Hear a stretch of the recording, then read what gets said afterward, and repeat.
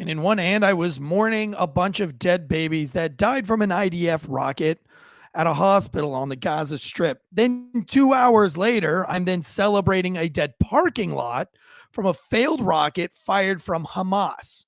Those are two pretty big extremes. What a world that we're living in 2023. We got all of this and more on today's Failure to Stop last call of the day. Everything you need to know for the weekend so you don't sound like a robot cop right here. Failure to Stop. Let's go.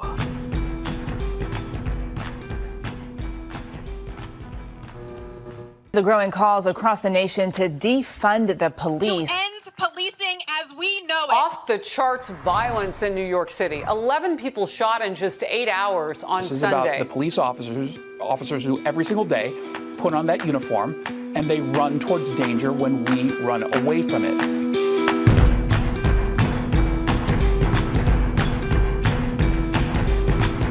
Guns up, giddy up. Welcome to Failure to Stop podcast channel. Deliver 5 shows a week. This is the last call of the week episode, which is giving you something else to talk about other than dead babies and domestic violence. And figuring out very quickly that we are not streaming on several different platforms at the moment. And I think the consensus is because we titled this show, Is World War III Imminent? And that doesn't seem to be going well. So if you can't see us on YouTube right now, or if you're having problems accessing us on YouTube, I apologize for that, but it definitely doesn't look like we're streaming anywhere else at the time. So we'll just work through that. Crazy times that we're living in today. Joe Biden on his way to, or no, landed in Israel already. We're going to talk about that. Not sure the risk is worth the reward on that. We'll dive into it. We also have, we listen, we've got to talk about Josh. We got to talk about today what happens if things go south for B Dizzle over in Israel. Hopefully you can educate me on what is secession? Is that the right word there? Line of succession. Yep, the line of succession there. I'd like to know that. Got to get deep into that. Also, we got the Speaker of the House got that vote happening at 11 o'clock, or had happened at 11 o'clock today. So we got to jump into that. It's a lot of news today. Today's show is brought to you, though, by ghostbed.com/Wolfpack. Sleep so good, it's scary. Ooh, by the way, you can also go to ghostbed.com/ant. because of the new show on the Failure to Stop umbrella, the C- umbrella. It's on its own platform. It is called Night Shift, Top Secret Information. Also on the channel, we have Getting a Grip on Things, which is ran by Mike the Cop's son and his protege partner over there. Really funny stuff. Those, by the way, an anti-hero podcast on its own channel. That's a Delta Force operator from First Responder Coffee Company and First Responder Cigar Company. Those two guys have joined up for an amazing podcast called Anti-Hero Podcast. That's also under our network umbrella. If anybody wants to sponsor any of these shows, you can reach out to us directly. We'll get you guys in touch with each individual show. But the big news here is that Ghostbed has signed a really great contract with Conservative Ant on Night Shift Top Secret Information. That show is doing very well.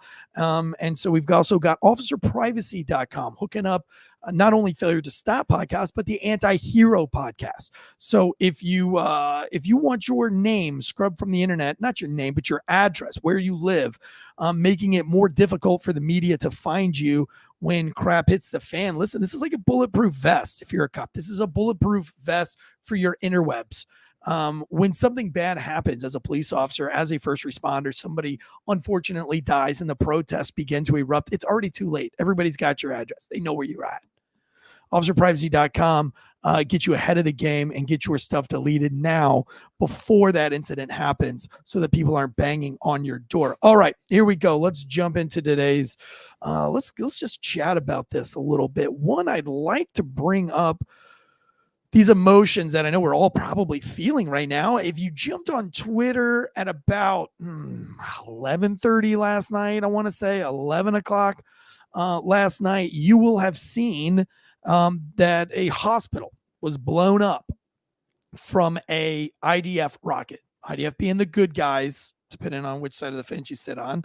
If you're siding with the Jews on this one, the Israelis, the IDF would be the good guys here. That's confusing. I've had a lot of people be like, which one am I rooting for? So we hear that 500 kids are died. Everybody's on Twitter making an ass of themselves. I mean, you've got celebrities all running their mouths. I was like, I'm not going to tweet on this. I'm going to wait. I'm going to wait it out. I woke up this morning to the same tweets.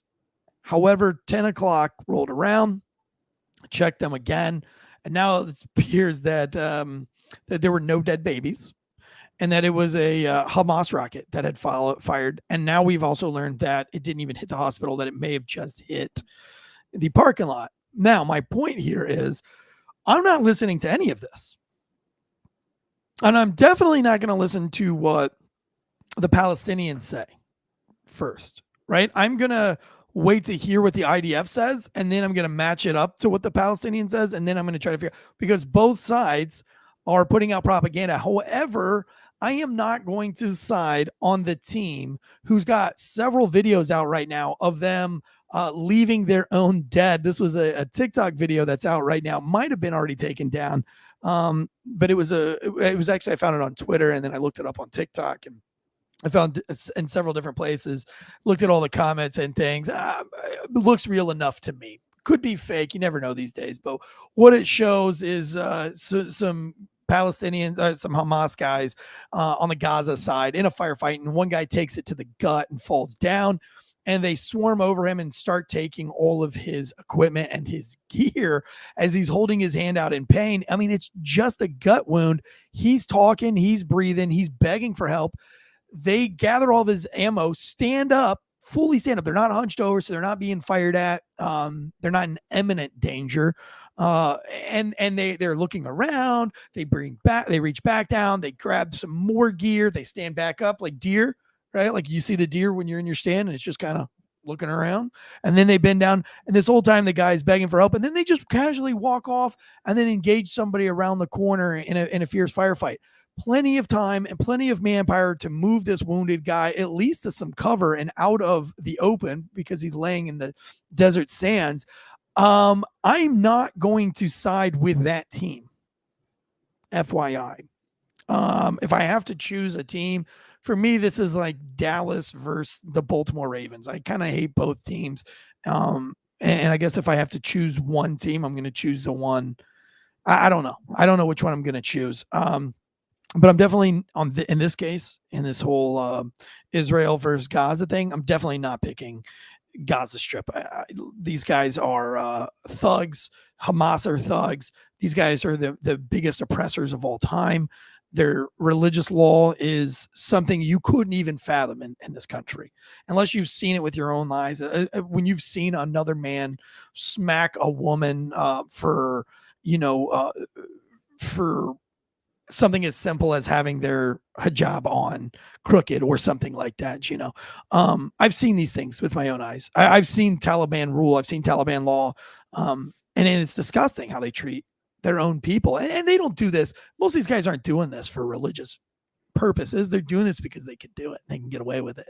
And I know this because look who's the largest consumer of porn right now. I actually talked to the terrorist whisperer, Hamidi Jassim, from Iraq. And I was talking to him this weekend, and I asked him if he thought that the Jihad the 13th was going to happen, if he thought it was going to be, he said, and this is where I learned this. He said, these guys can't get off of the pornography, man. They're not going to, he's like, right now, like the biggest issue over in the Middle East right now is they can't even get their guys to get married right now, because they don't want to stop looking at the pornos and leave the house.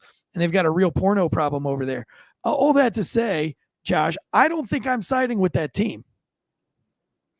Yeah, like the paraglider thing, yeah, that was kind of cool. Sidebar aside, that was kind of, but now be careful, because they could take that out of context and they'll say Josh from Dead Leg Media thinks that that's cool. That's already happening. Like that's already happening. Somebody said that the attack was an awesome attack, but they were talking about it from a military standpoint. And now all of the headlines were like, so-and-so says that the attack on the Israelis was awesome. Paragliding is awesome. But when you put that paired with terrorism, it's not awesome. Like it's not a military fact. They're terrorists. They're terrorists, and you can use the cover of whatever you want to use the cover of, but they're terrorists. They're killing people that can't fight back. They're killing people that aren't fighting back. They're the people that they're they're dying, they're cowering, and they're just shooting them and walking on to the next people and shooting them. Like I'm not that you have. That's the other thing is what we were talking about before we went live is like let's say United States, we just step out of it. What happened? What I mean, I understand the casualties of war. I get the back. I get that. I understand that. But what happens to Oklahoma City? What's going on in Vermont? What's going on in Idaho? How does any of that have anything to do with any of us over here? So to say that you have to pick a side, or you need to put a flag up in your profile, or you need to, you don't have to do anything. You can say, yeah, that's terrorist crap. And then you don't have to go, oh, I'm supporting one side, or I'm supporting the United States. I'm down for the United States. I'm for sure down for the United States. Yeah, I think what the problem is that we're facing right now is we are being forced to choose a side. If you look at social media, if you look at mainstream media, you are being forced. Even the celebrities are drawing hard lines in the sand. I've never been about drawing a hard line in the sand. I've never been about trusting or repeating or regurgitating on emotion what mainstream media feeds me, because you really do got to give it about 48 hours. You got to give mainstream media. If they say 500 dead babies are dead, I almost fell for this in the Hawaii blaze, because of all the missing children and all the missing things, and I tried to be as careful as I could. However, my emotions of the president not saying anything was very weird to me. There were still a lot of things about the Hawaiian fire that I have questions. It's unbelievable. When New Orleans and Katrina happened, we were getting updates. I mean, there was like a year, 1 year since the tragic, Katrina. I mean, we were being updated constantly, and it's like we've completely forgot about the Hawaii fire. And of course, those lead to a lot of questions. But as far as this thing goes here, what I am seeing, and again, trying to separate my emotions from it, right? I'm not trying to be like, this was World War III because of X, Y, and Z, because all these things keep changing. But where I'm sitting right now is I don't see a whole lot to de-escalate this, unless I'm wrong. Let me give you two ways to look at this, and you can kind of choose which way you want to look at it. A, Joe Biden going over to Israel, which all of that can be done over Zoom these days. I mean, I'm working on some major, massive contracts right now, and they're all being done over Zoom, and it's been blowing my mind for like the last 2 weeks. I'm like, really? We're not flying in to meet each other to sign this stuff? Like, we're doing this all over Zoom? Like, I still haven't even met some of the lawyers involved in this. And these are all good things. These aren't bad lawyers. These are lawyers to help grow this channel, to grow this network. We got big things coming down the pipe for this show, and I'm so excited about it. But a lot of it's done over Zoom. So I can't imagine that whatever the president needs to say to Netanyahu, or whatever kind of force he needs to show, can it not be done over Skype or Zoom? Because there's still rockets being fired into Israel. These guys can touch just about anywhere in Israel with these rockets. So where is he going to be, in a bunker this whole time? I'm obviously, right? Josh, you still with me? Looks like we've lost Josh in the stream. But that's one of the big questions I have is where is Biden going to be during this whole thing? And what happens if Biden goes down? Somebody in the chat says Biden just said he's giving Gaza $100 million while he's in Israel. The $100 million there is for humanitarian aid, because right now, the way I've said it, the way I've seen it, the way I've read it, could be wrong here, but Biden's got a lot on the line here. One, we've got a whole bunch of troops. Not only are they just troops, but they're Marines. They're ground soldier Marines. A couple of thousand of them headed over, posturing right outside of Israel. So right on the door. So we know what that's about. That's a big show of force. And that's not making Iran very happy. Jordan and Egypt, they just canceled their meeting with Biden while he's there, because they seem to think that his intentions aren't peaceful. So from what I've read here is that right now the Middle East, mainly Lebanon, the Hezbollah and the Hamas guys, Iran, Gaza, what they see here is more of an escalation of things and not any way to bring peace. Now, Biden, who is getting crushed in the polls right now, especially since RFK Jr. has gone independent, Biden's really got a lot of work on his hands right now. So I think so in one hand, I think that this posturing could be an escalation on purpose, but I don't think that's the case. I don't think Biden is trying to escalate things because I still think that Biden is in bed with Iran in some way, shape, or form. So I think that his visit over there might be to stall things. This 100 million going to humanitarian aid in Gaza really kind of showing the world that he's trying to bring some peace. So I think we're kind of misreading the aircraft carriers and the destroyers and all the Navy things that are going over there and all these assets. I think we're misreading that. You think I'm wrong on that, Josh? It's very easy for the right to say that this is all escalations. But I don't know that Biden really wants to escalate this just yet. Because I thought like the ongoing wars that we had with Iraq and ongoing stuff that we had with Afghanistan, the longer that they kept going on, the longer thought was if you had in Afghanistan, we know $80 billion worth of equipment then that we just left. If you have all of that there, we spent 20 years getting all of that over there. So that's a really good deterrent. If you already have $80 billion worth of gear and equipment in a country that you can get over the border within hours, that's a big deterrent. It usually slows a lot of other people down. I mean, that's why countries usually put up borders and they have walls and they have things that stop people from coming in as deterrents. So I think putting it over there is a deterrent, but at the same time, you have 2 carrier strike groups over there now.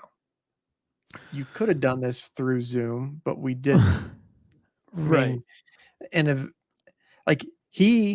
the other thing. He visited Israel faster than he visited Maui. Well, yeah, I mean, and with his health declining and all these things, now we've got to worry about what if something happens to Joey while he's there. Because I'm going to tell you right now, like I'm not good with any president. I don't want to see Biden get hurt. I don't want to see Joey get hurt at all. I don't want to see any president get hurt. But I find this very, very strange. I don't have the answer. I'll tell you right now, I don't have the answer. But I feel like the risk is not going to be worth the reward because the chance of something bad happening, he falls down the stairs of the airplane. He has a heart attack on the airplane. He gets smacked by a Hamas rocket. Hamas rockets shoot over him, and it creates a sticky situation for the troops on the ground. And then, it just seems like a lot more bad things can happen. What I look at it is if this was a football game and you're up by a few, but you still got 2 minutes left and they can drive the field, do you try to chop kick it and recover some kind of a fumble, or do you kick it out the back of the end zone and just let your defense handle the game, or do you kick the ball out of bounds and give it no shot of coming up short and taking the penalty?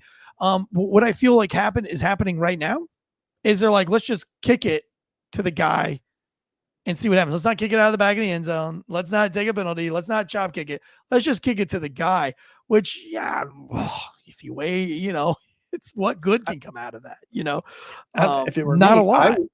I wouldn't be putting the star quarterback right in the middle of the game. I wouldn't be doing that. I'd be taking him out of the game, maybe having him on a headset and he could talk to the other team from the other side of the team. Like they could do that. We don't need to have him physically in the country. Because the question that I still have is we have the greatest intelligence gathering capabilities known to man right now. So either we knew what was going to happen and we just sat on it, or we had no clue. We had a big intelligence failure. So if we had a big intelligence failure there, what else could we have failed on? So let's go put our president in an area where we just had massive intelligence failures, where hundreds of people were just killed. I mean, the dots are getting, do you want to connect the dots and draw the picture for everybody on why? Because we were bringing up and asking about who's next. So if something would happen, who's next in line? Well, Kamala Harris, correct? Yep. Okay. And then do you know who is after that? Some lady that I've never heard of, to be honest with you. So it'd be the House of Representatives, but because we don't have one, The speaker's gone. But I mean, how's that vote coming along today too? We got to cover that here in a few minutes. Yep. And then the president of the pro tempore of the Senate is Patty Murray. Never heard of her before. And I ask you, and you've never heard of her before. But if something happened to Biden and something happened to Kamala Harris, that's who's the president. So, like, it scared me enough that I did some digging, and she's a Democrat, of course. Yep. She's big environmental person, big for school stuff. And the only reason that she got there is because the person that was supposed to be in that position declined it because of her health, and then she turned around and died. So Dianne Feinstein. But I don't want to go too far down that rabbit hole. I personally don't think that Biden is going to get hurt on this trip. I don't think he will. But I think there's my point is that there's a good chance that he could get hurt. I don't think he will. But, I also don't think I'm going to get in a car wreck later this afternoon. I think I can make it. But if I really wanted to play it safe, I'd just stay home. This doesn't make sense to me at all why he would need to go to meet with Netanyahu. You've already pledged your support. You've already pledged what side of the fence you're on. What does going over there do anything unless it is simply a stall method? Like as if they know that, okay, well, if Joe Biden is in Israel, and I think Bone Cold Fleas Austin said this in the chat. So let me go back to his chat. We'll put it up here. It says, this is Bone Cold Fleas Austin in the live chats here. He says, if Hamas assassinates Biden, Hamas would not just fight the IDF, but also the U.S. military as well. I'm pretty sure they don't want that fight. Well, there you go. And that could be it. If Biden goes over there, it might settle some of this down. Maybe that's the theory here that, Lebanon is not going to be firing rockets over here. Syria is going to kind of calm it the fuck down because nobody really wants that smoke. I'm guessing that's what's up with this. I think it's a bold move. I don't know if it's necessary. And even if you do stall it for a few minutes, what does that buy you? Other than maybe it's a last ditch effort to get votes, to see as you're some kind of a war eater, that you have some kind of control, because we haven't seen Biden have control over anything yet. This is the most controlled move I've seen since he's been a president. Like, this is the boldest move he's made. I'd say it's the most president move, president thing. Like when something happens, what you would in the back of your head, what you would think, or what I would think of, what's presidential. Because this is one thing they used to say about Trump. He's not presidential, and he did. Well, there's a lot of things he did and it was presidential, but Biden the same thing. This is the most presidential thing that he's done. The other thing is, can you tout this trip now could you say it's a success? Because Jordan was supposed to have a summit and they canceled the summit because of this alleged hospital attack. Well, so let's talk about the hospital attack. Going back to the hospital attack, immediately we learned that this was a hospital attack. 500 kids were dead. And this was all put out by Palestinian news. So even though the IDF was like, we don't think it's us, nobody wanted to believe the IDF or the Israeli news. Is that all in design? Is that part of the plan? Why did our mainstream media decide to go with the reports as if they were fact from Palestinians before they attempted to do any kind of vetting of this information? Like at some point we just got to quit on mainstream media altogether. I know I know I say that all the time, but like we still listen to it. But I'm still looking at all the tweets. I'm still just like smacking myself in the face. Even people that I like, that I follow are tweeting, and I'm like, gosh, dude, like you don't really know. Just because you're an influencer and you have 10 million followers, it doesn't mean you know what's going on right now. So why are you saying anything? So like I'm not even going to say that they blew up a parking lot yet, because I don't even know if that's real. So here's an idea that. And we know that the government works with media and propaganda and all that. So we all that stuff. But if you step that aside and you just look at media as a business, that they're down. Advertisement money is down. Viewership is down. Money is down. What do they have to get? They have to get clicks. It'll get clicks. Hospital bombed, 1,000 children burned. Like that'll get people to click. But see, I don't think that's working out for them, because I think that's why more people are plugging in. Are plugging into podcasts. The reason why we're banking over 100,000 downloads a month on these shows, Yep. is because there are people that are seeking. They're going to more podcasts or going to more YouTube channels to get away from mainstream media. And listen, this is a hell of a time to be a journalist, because I feel like the only real journalism is the guy that's doing exactly what Josh. I have a whole new respect for journalism, by the way, because Josh, what time did we get in the studio this morning? And all we did was try to find the truth about the Gaza hospital, and we learned so much that isn't being put out to the people. And the things that we're learning, I think, are more pertinent questions to be asking. Because here's the point of mainstream media: they don't know what happened to that building, and investigation hasn't been done yet. So everything that they do is an emotional based kind of knee jerk reaction type of reporting that's not real. It doesn't leave you asking questions, seeking out information. This show, I hope, encourages you to sit in your cop car, take a second and to do your own research. And then you might learn what happens if Biden gets hurt while he's over there. You might learn all of these other things. It forces us to go so much further and so much deeper. And as you're doing this, as you're starting to learn these things on your own from these independent journalists who don't really have an agenda, we're not looking for clickbaits. I think it's been I think we have been, our track record here at the Failure Stop podcast channel, if anything, has proved that we're not looking for clickbait. Like, we are so far beyond. Matter of fact, when we had these auditors, I think we paid like $600, $700 in audits over the summer to audit our channel and to help make this thing better. As you can see, new lights and cameras that are going out for everywhere. And we got an even bigger studio stuff coming in today, big monitors, all these things to make us better and better at our jobs. And I can't wait, because this show is going to benefit so much from the new stuff that's coming in today. It's going to be great. But going back to what I was, my main point here is that we don't have an agenda. We're not looking for the clickbaits. And I think when you start understanding that, then you will realize very quickly that you're not the idiot anymore, and that the people around you that you thought were really smart are just saying things that are just regurgitating what mainstream media is saying. And now they're having to walk that back even more now than it's ever been done in the history. Like, Fox News is walking stuff back, CNN's walking stuff back, and then we're walking back things 2 times in a row. I was wrong about was the last thing I was wrong about? The dead babies that weren't actually dead babies. Like, why? I asked, like, what's in it for Biden to lie about these things? Why is he lying? Well, maybe now he's not even lying. But media still walked it back because media didn't know if it was confirmed or not, but they said it was confirmed. And then they're starting to put out reports that are overwhelmingly not confirmed. Again, we don't know. We don't know if Biden lied, and we don't know if he told the truth. But the mainstream media sold it. Half of the mainstream media sold it as he was 100% factual in what he said, and that there were dead babies everywhere.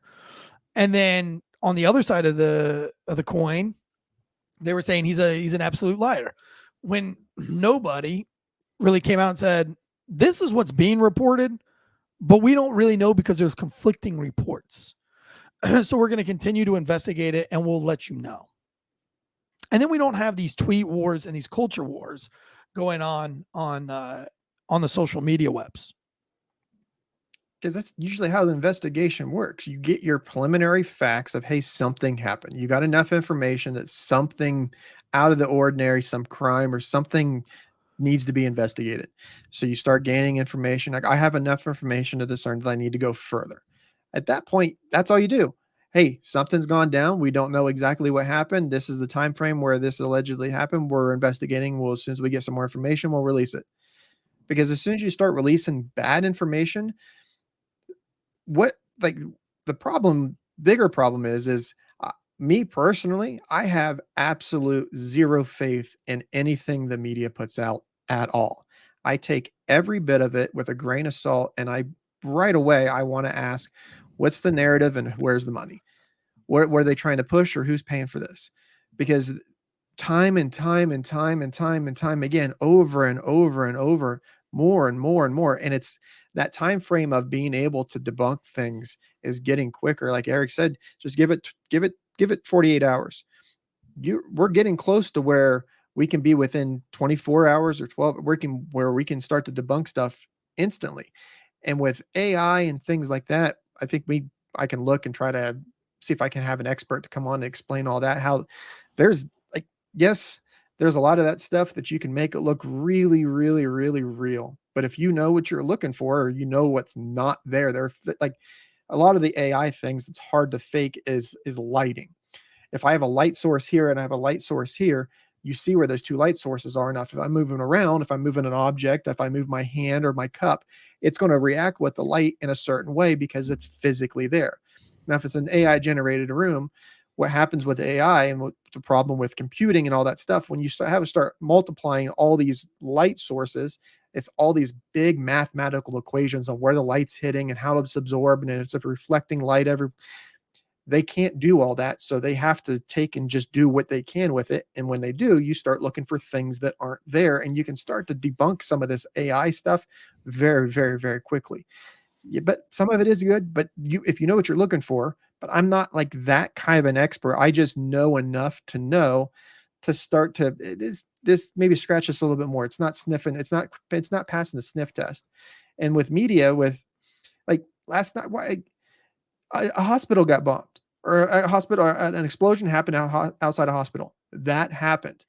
Why do we need to over sensationalize things or add things to it or try to, because over there, they're trying to gain support for an ongoing battle, an ongoing war that they're going through. So they're going to over sensationalize. They're going to try to add things to there. They're going to try to pull your emotional strings because they want your young men, they want your military aged men, they want them to go fight for you, because that's what's going to happen. They're going to need people to go fight for this stuff, because the military just doesn't magically appear. People have to join the military, or you get volunteered to go to the military through the draft. There's like all of this stuff comes with consequences, and the media pulling their little strings and stuff. It's hard. It's really, really hard. It's hard to look at this. It's hard to just, because there are families, there are people that are their loss, but let's let the loss grieve the loss. Let's not create fictitious things that aren't there, or try to add things to the story that aren't there. They like when an explosion happens and people get maimed, and that's bad enough. You don't need to over sensationalize, but media is just doing what they do. Yeah, well, we can't get enough, right? It's not sensational enough. Just like you said, Nope. the dead babies they're not it's not good enough. That isn't good enough. We need more. We need more dead babies. And by the way, I am happy that finally the world is kind of on the side of babies. I feel like we've all been anti-baby for a while. A lot of anti-baby stuff going on. It feels good to have everybody 100% in on saving the babies. I didn't see that one coming in 2023 on the bingo sheet. All of a sudden, that Americans in general were on the side of babies for once, because we've always been on the opposite side of the babies, and you can't even have an argument there. Can't bring abortion up at all. Can't talk about it. Hardline fence there. And even if you say like, why, and then when it comes to abortion, I empathize and I sympathize with the baby. I feel bad for the baby. It's a life that is taken away. They don't get an opportunity to live out their life. And then you're like, So, I mean, listen, it just feels good. Just feels good to hear people loving babies. I'm a fan of babies. I have 5 of them myself. So I'm a big fan of kids. So I'm always into protecting the kids as much as we can. I understand there has to be laws, and there's different circumstances, but in general, I want to protect as many babies, born or unborn, as possible. It's always been, near and dear to my heart. What if China decides now's the time to take Taiwan? I've heard this kind of been fumbling around. I don't know that the world really wants a World War III. As much as we'd like to think, yeah, it's imminent. We're knocking on the door of it. I'll go with that. You know what I mean? I can see that. I feel like the war drums are beating, but I generally don't think that we want that. And I say we, not Americans, but like as human beings, I don't think we want World War III. I think we know what happens with World War III in a real World War III scenario. So I think everybody is kind of doing what they know best to try to de-escalate that. I don't see China trying to take Taiwan. What are your thoughts on that? Saying you live, you're very close to China. And you got Chinese in your home right now.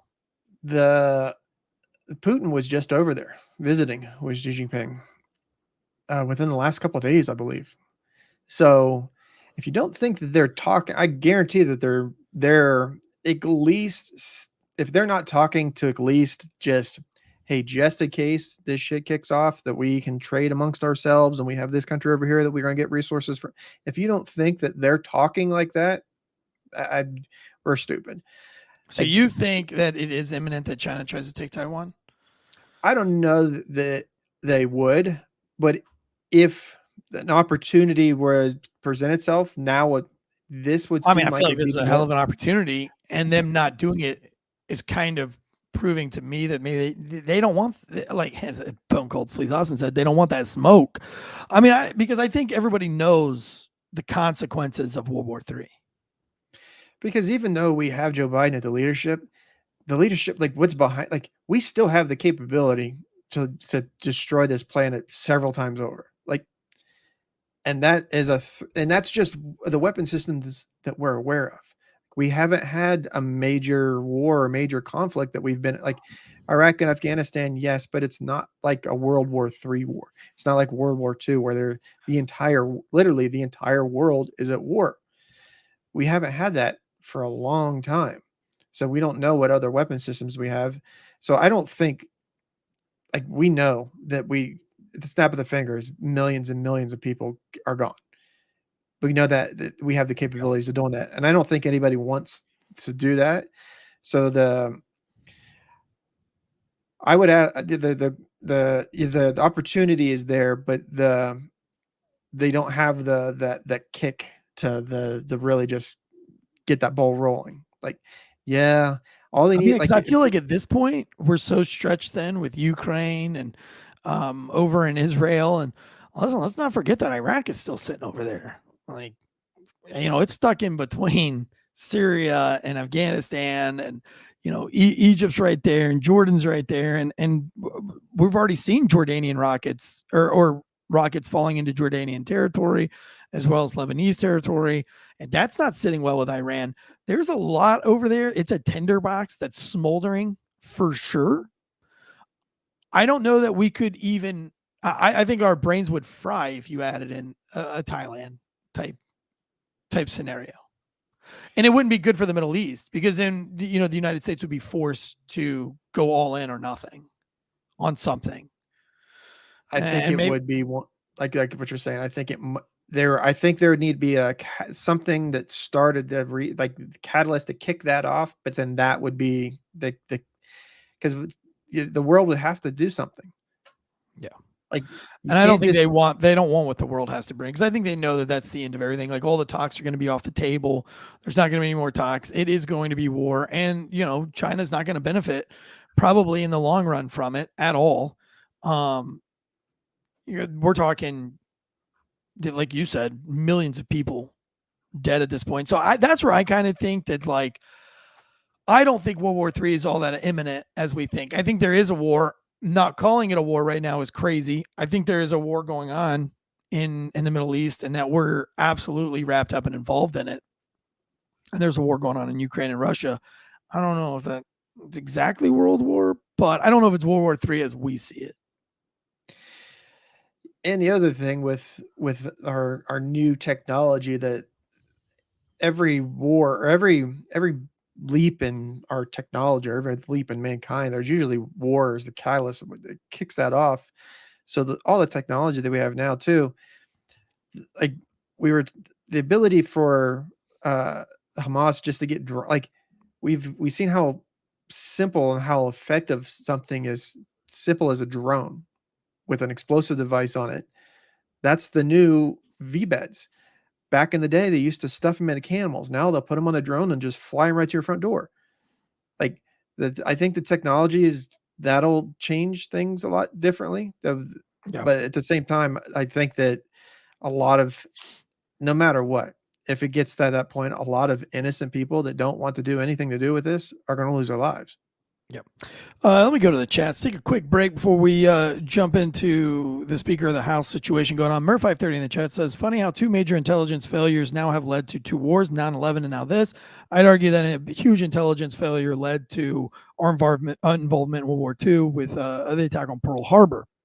You know what I'm saying? So maybe you could say funny how three major intelligence failures have now led to wars, which there is also a great book that has some perspective on a different perspective on this, but it's called Blunders of the Civil War, or Civil War Blunders. One of the two. I can't remember the title. Blunders of the Civil War or Civil War Blunders.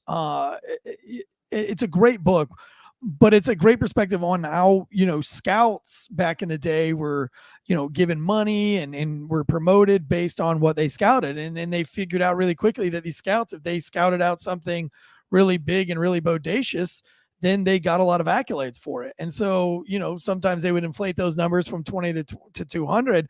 And in one chapter, they go through these different scout letters and show you the totality and how it completely changed the course of the Civil War, because, either side in general didn't want to make action based on these extremely false claims by these scouts. So things as little as that there are intelligence failures have directed the course of war and combat since the beginning of time. I don't think it's any different. I get where you're saying, coming from like a conspiratorial kind of thing. It would be convenient, you know what I mean, to blame these wars on that. This one though, from what Tim Kennedy said on the news 5 or 6 days ago, resonated with me, is that he said that these guys were training in secret. These guys, not so much in secret, they were training as if they've always trained, but they were not privy to any kind of operation. And it wasn't until almost like a storm, where they were like a blitzkrieg, if you will, where it's like they're in their barracks and then they're just told, get up, we're invading Israel tonight. And they're like, whoa, you know what I mean? And so when you kind of hear him break it down, it does seem plausible how that could sneak through. Although when it first happened, I was with you, Mer530. I was like, this is crazy. You're telling me that we didn't have any information?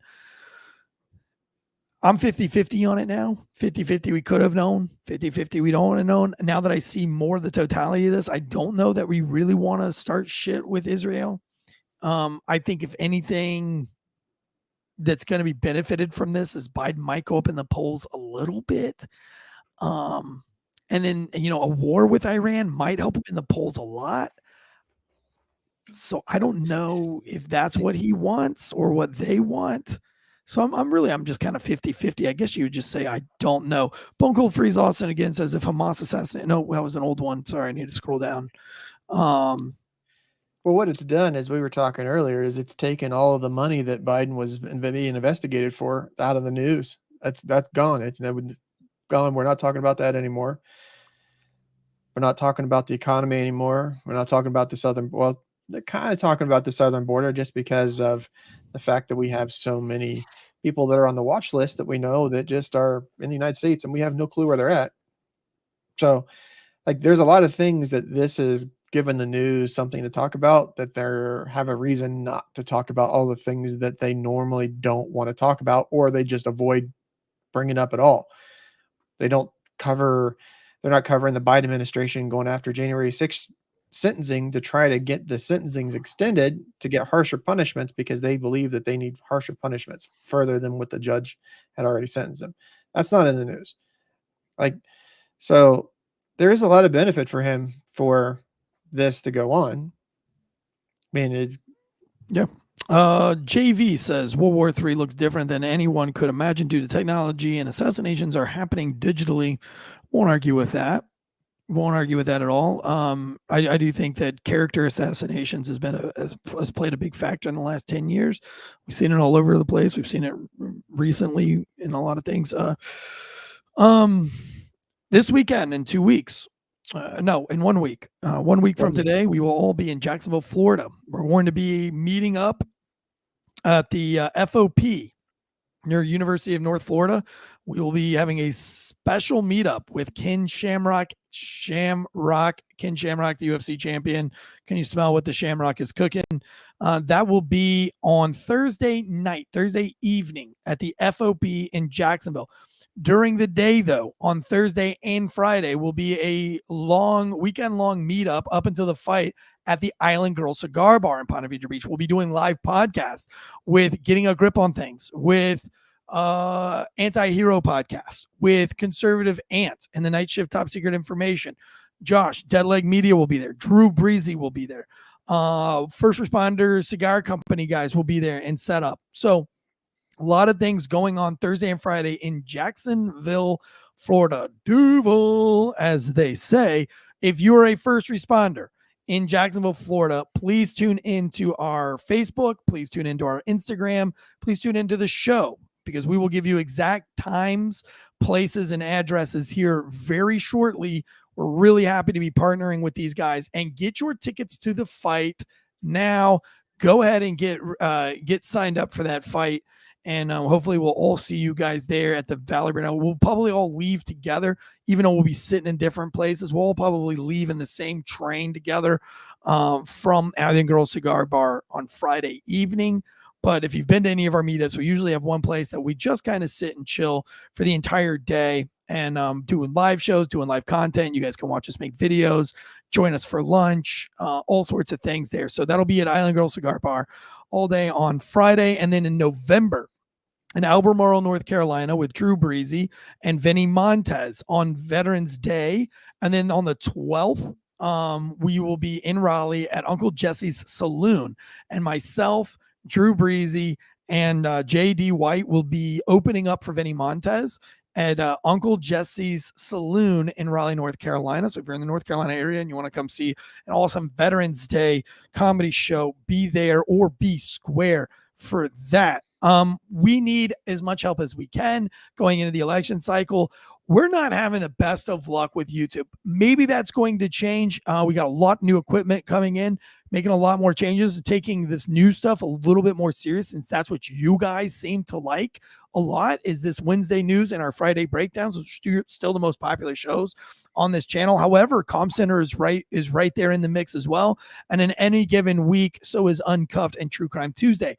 Although this equipment's going to make everything better across the board, what we want from you guys is to leave us a 5-star rating and review. These shows are all free.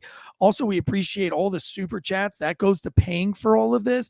Also, the paid YouTube members and paid Patreon members is what allows us to get this new equipment to make this show more and more and more entertaining. So literally, this show belongs to people like Tactical Dude, Mer530, Last Known President, Jonathan at Com Center.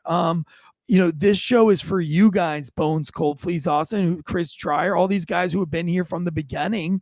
Will Cray, of course, Will Cray, but Teresa K, sorry, these guys are commenting as we go, and JV, this show, anytime that you guys do the super chats, anytime Armory Night, thank you for tuning in, that you guys sign up for the Patreon account, which has tons of extra content. You have Josh Deadleg and One More and I'm Out of Here podcast. They do a firefighter, a down the pole episode every week.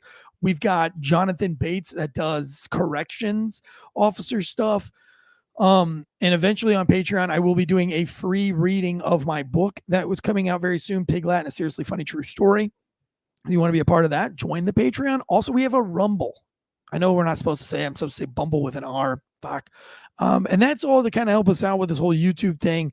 Our YouTube stuff, we put a lot of effort into YouTube, and we're still getting, maybe 10,000 in a month watches across the board, which is very weak for as much content as we put out on YouTube, whereas we can get over 100,000 on audio. So audio is still our baby, but Mer530 just sent us another $10. He says, I'm dirt poor because I live in California, but I'm happy to throw some extra cash. So we appreciate you. Mer, you already are a paid subscriber, so we appreciate your generosity there. Thank you so much. And so, what helps us continue to make this show even bigger and even better and get things going on like this free meetup with Ken Shamrock for you guys is all, we use all that money. We're not buying cool cars. We're not buying, we're not shopping at Whole Foods with this money. What we're doing is pouring it all back into this channel, making it the #1 channel for first responders. And here's an exciting bit of news for you guys, the Wolfpack, as we call you. We're trending. I think this week it was like number 17. Last week we were number 18. So we're still moving up just slowly. Most trending podcasts on Chartable. So Chartable is actually the big rating and of all the podcasts together. Chartable is like the main one. So that's a big deal for us. We'd love to drop into the top 10 most trending, and we'd like to see that jump up onto the iTunes charts. And so all that to say, please leave us a rating and review. It takes 3 seconds out of your day, and it helps keeps first responders informed and entertained for free. We can't do this without those ratings and reviews on Spotify or on iTunes or Apple Podcasts, iHeartRadio. We really can't. It's that simple. We need it. We need the subscribers on the YouTubes, but definitely, we definitely need those ratings and reviews across the board on all of our shows. Anti-Hero Podcast needs a rating and review. If you're already over there, throw one to Night Shift TSI. Throw one over there to Getting a Grip on Things. Help us help you. Also, yes, hitting the like button helps us out greatly. All right, last story of the day, and a pretty big one. Diesel Tech Bosco jumping into the live chat says, woo, Wolfpack, what's going on, Diesel Tech? We appreciate you guys. Share this on Facebook for us right now. And there's also some heart emojis on the YouTubes. Like, you can go to that little emoji screen that's free, and you can just hit those emojis that fly up. That actually helps us in the algorithm too. So if you don't see any heartsies or smiley faces or party things flying up, just hit those. I know it's cheesy. I know that no real, self-respecting, barrel-chested freedom fighter, street cop wants to do that. Maybe the firefighters like to do those kind of things, but listen, hey, we got to do what we got to do to keep the bus rolling, don't we? All right, here we go. Live updates.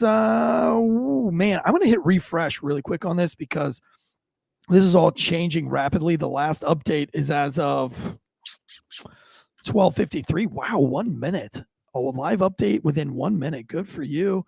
Let's see what we got going on right now. What's going on? This is from CNN Politics. The House second round of voting to elect a speaker is underway. Republican Representative Jim Jordan doesn't appear to have the votes to win the gavel. And this will be the second time he has failed to secure enough votes after losing the first round on Tuesday. Wow, that would be interesting if he does lose again today. I thought he was going to get it today. Do you know what that means going forward, Josh? I think we just don't have a Speaker of the House again, and they go into recess, and then they will have to vote again. Yeah. So basically, what the House, which has been without a speaker for the 2 weeks after Kevin McCarthy's historic outing, remains effectively frozen. It's a dire situation that comes as Congress faces a government funding deadline in mid-November, and as crisis unfolds abroad Ukraine and with Israel's war against Hamas. If Jordan fails again, Dave Joyce, an Ohio Republican, is leading the charge on a possible privileged resolution to empower interim speaker Patrick McHenry and expand his powers if Jordan fails to secure the speakership today. This is all crazy because this has never happened. Am I right by saying that? I think there's been a couple of times before where they've been a vacancy for a period of time, but nothing to this extent, I don't believe. Yeah. I thought this would be done right now. Right now, the second round of the voting has Democratic Representative Jeffries. He's sitting at 211, and Jordan's at 199 right now.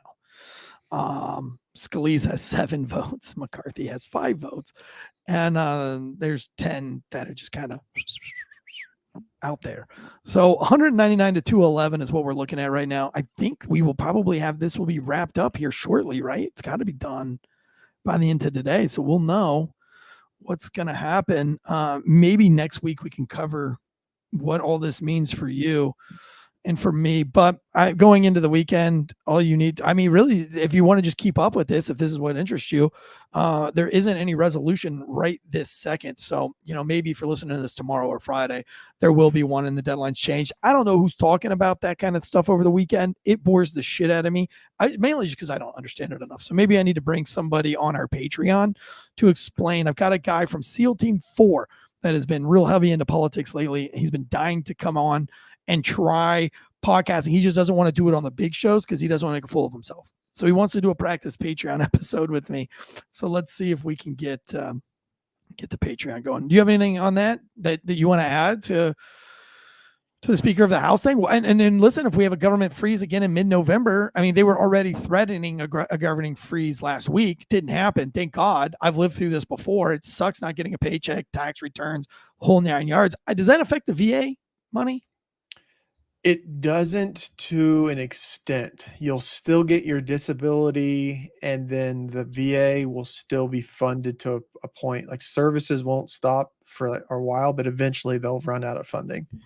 Yeah. I believe they're funded for a certain, like I believe because that comes from a different pot. So I guess that's prepaid for in advance, from what I understand. It's the way that was explained, and like so some Social Security benefits. Like a lot of like the government benefits things, they're set aside from a different pot. But if let's say we wanted to vote to see about going to war, we don't have a speaker to vote. Right. Is that part of the So plan? For all you conspiracy theorists out there, is that part of the plan? well, what I was reading quickly over the last 24 hours on this one, because I haven't been up with it, was that they were one of the back and forth issues was continuous funding for Ukraine, that they wanted either the checks and balances. They wanted to be able to say, hey, where is this money going? Show us what you're spending it on, or let's stop this flow until we can figure out what we're spending it on. Because if not, we're just literally throwing billions of dollars. There was, we did the math. It was like $122 million a day, every day since Biden has been in office on average. If you take out the amount of money that they've got sent and then average it out per day, it was over $100 million a day. You know who could benefit it? $100 million a day? Americans, homeless veterans, anybody in Hawaii, the people on the border, Palestine, Ohio. I mean, I don't know that I don't think he's ever even visited the train wreck over there. Literal train wreck. Davey in the chat says, put Congress on minimum wage and watch how fast things change. Dude, like term limits and making it more of like a priesty, like a preacher style thing where it's like you can't have, you can't get rich off of your seat. You are not able to trade in stocks. Your family can't trade stocks. You can't have any. If you have anything to do, like the fact that we let's say I'm a senator, I can take money, invest it into Tansey Inc., and then tomorrow go put legislature that the government is going to spend money with Tansey Inc. So my investment with Tansey Inc. yesterday just doubled. Like it's insider. It's literally insider trading, but it's completely legal. That should go away. Term limit should go. That should be something I'm very, very much a fan of. Term limits. Is there any Americans that would vote against term limits? People that are in Congress and senators. That's the people that would vote against it. The people that are there, because you got to think the people that are there are the ones that were proposed the stuff that get them back out. They're not. I'm not going to. Says technically it's illegal for them to do, but they passed that law that Congress handles investigation and prosecution. Armory Knight says all bills moving forward can't have earmarks. Would be great. It was really funny that you bring this up here towards the end of this episode. We're just chilling now in the chats here. For those of you who are just listening, we like to take a little bit of time. We want to do this a little bit more too with our chats on YouTube. Again, we put effort into the YouTubes because listen, anytime that somebody wants to pay to subscribe to something, I take that very seriously. And I think that's really cool. And so this is the best way for me to give back on that is hanging out in these chats at the end of these episodes. I want to do more of this, but our Freemason episode that we did on Night Shift TSI, the 32-degree Freemason in there. I mean, he said a lot of things that I probably don't believe.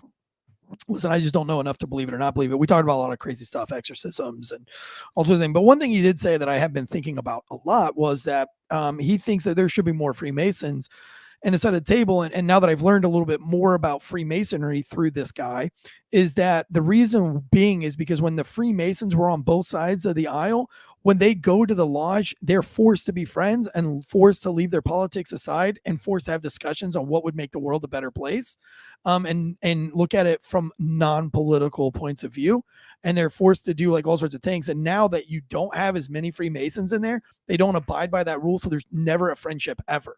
So it's just constant clash with no like lodge loyalty of that. It's like in rugby where you go and you battle, but what makes rugby different from every sport on the planet is that it doesn't matter what level of rugby you're at, whether it be pro, club, or just hanging out on the weekends, there must be a social hosted by the home team at the end of the match, and everybody must go to the social.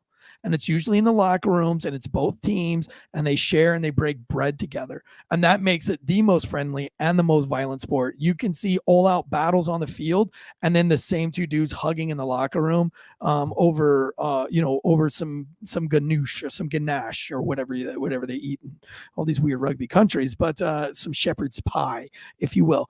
The post-match socials are the best. Davey can attest on that. Crispy Donut Community says, as a Mason, listening to him was interesting. Like, dude, listen, Crispy, if you'll follow, or not even, you don't even have to follow us, but if you'll go to Night Shift TSI on Instagram, send me a DM. I'm really into learning more about this stuff. I'd really like to know what your real thoughts were on that guy. And again, I'll just keep it private between you and ITMs. It's just that show, there's so many people that have so many different beliefs on flat earth and all these things. I love to go through and read them. It's actually one of the more entertaining things I get to read. Also, if anybody wants to DM us on Last Call 12 about news stuff, if you guys want to debate this news stuff, we don't get a lot of DMs on Last Call 12. We get the DMs we get on Last Call 12 are memes and shit like that. But what I really want from that is some discourse. Is it discourse? Discord? Discourse. I'd really like to see what your thoughts are, whether you agree with me, don't agree with me. And I'd like to have those conversations. That's what social media is. We would like to make social media social again. Also, I don't know how this is going to work. Here's what I think is going to happen, because we have a foobar of a failure to stop in Facebook. It has like 13.3 thousand followers on it, but we have been completely locked out. Nobody, Drinking Bros doesn't have access to it. Mike the Cop doesn't have access to it. I sure as fuck don't have access to it. All we can think is that maybe one of the passing producers that's come and gone, whether it been from Drinking Bros Sports or Drinking Bros or one of our producers that we had coming and going through, set that up for us, and we just don't remember who it is, and we can't. I've texted a lot of people. So what I want to do is start a new Failure to Stop fan group page. I want to be a part of it, and I want it to be ran by you guys. And so if anybody wants to do this and is really serious about that, hit us up in the DMs on on Failure to Stop or Last Call. One of the DMs, somebody, I'm in all of them. So I see it eventually. And what we'll do is work on giving you logos and access and create more of a first responder, social friendly group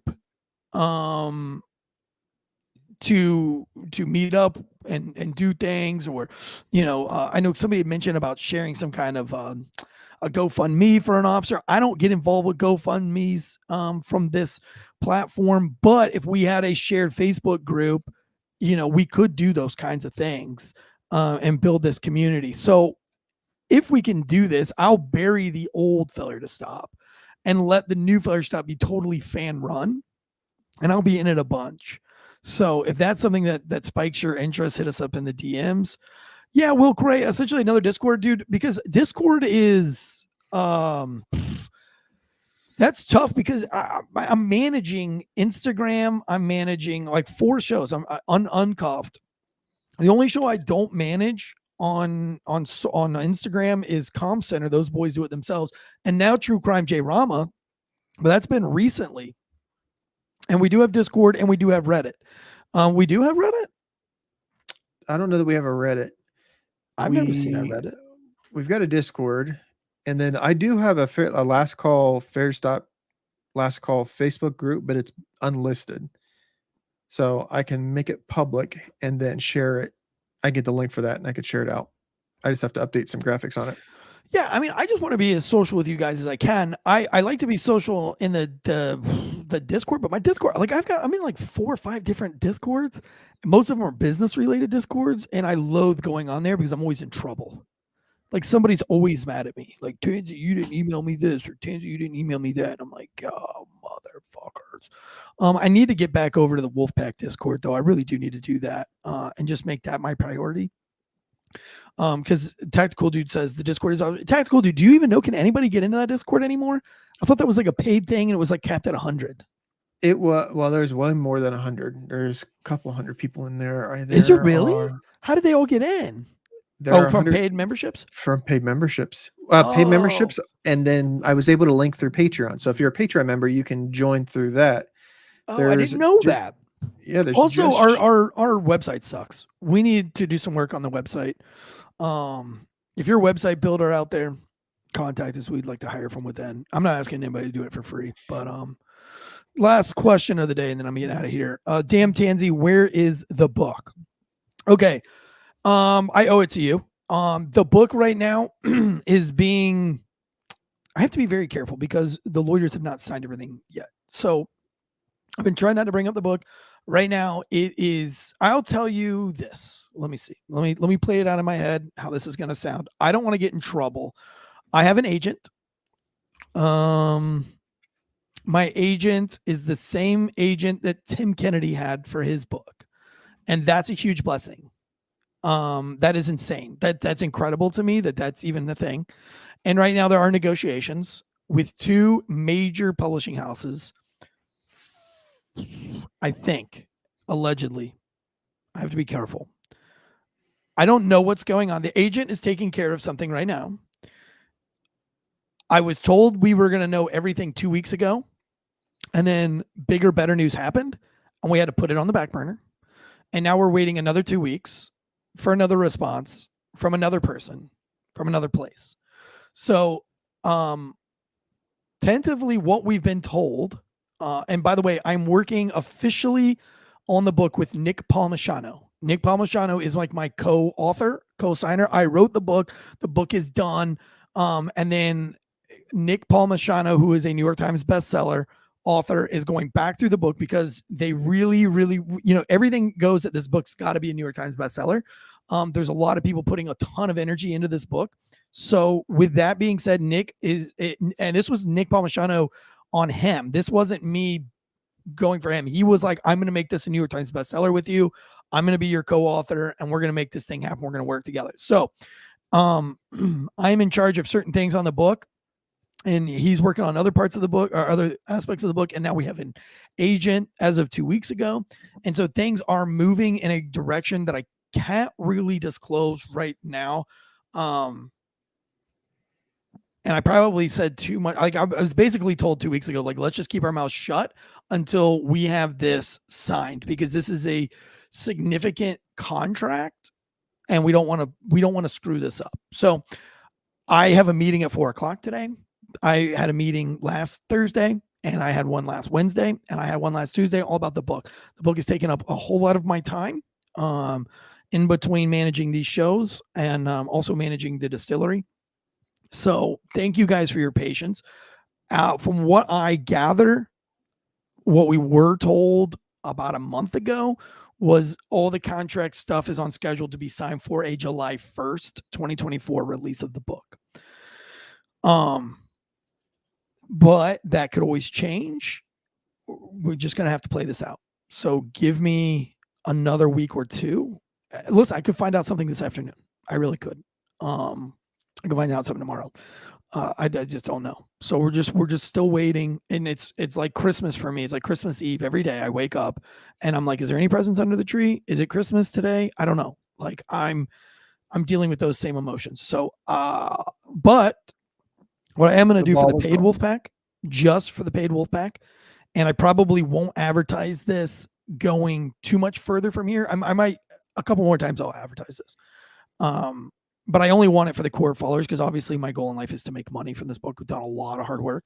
I am going to attempt to read it for free. It won't be the audio edition either, but I think I'm going to start trying to read chapters for you guys for free on the Patreon, and its own little Patreon segment called Piglet and a Seriously Funny True Story. If I'm legally allowed to do so. So that's kind of something I'm working on. Tactical Dude says we should do the Patreon VIP episodes for people like me, Bosco, Will Cray, and others. Yeah, how do we do that? How can we do that? We should do the Patreon VIP episodes. Yeah, because Tactical Dude's not in Patreon, I guess is what he's saying. And I've lost Josh again. Tactical Dude, we'll work on that. My Oh, brain go was ahead, he's trying back. to, yeah, and my Oh. brain was trying to catch up, trying to think of think of a different way. There's ways that we can do it. We can put it on Patreon and it'll go out for the Patreon paid members because Patreon keeps updating. Murph 530 says Temple paid audience has started doing episodes on their website. So what do you have to pay to be on their website? Yeah, Temple has a paid website and they How have do we do that? That is the website. We can have it set up on the website and we can stream straight to we can stream straight to Patreon, or we could stream straight to wherever we wanted to behind a proverbial paywall, be it a website or be it Patreon, either or.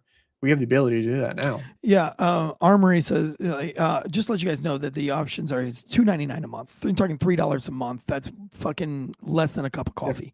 So a month, less than a cup of coffee a month. It gives you tons of free content, and it really helps us grow the show. So for literally $3 a month, you're going to get your money back with more entertainment. I promise you that. I mean, we listen, from what we've already done, bringing in Conservative Ant for Night Shift TSI, like we never would have done that without you guys' Patreon stuff. To be able to, that bought all of his equipment, bought him a studio, and allowed him some great time. So to be able to do this stuff, I mean, look at John's backgrounds and things like that, and of course, John, big part of John's checks come from Patreon. So we appreciate all that.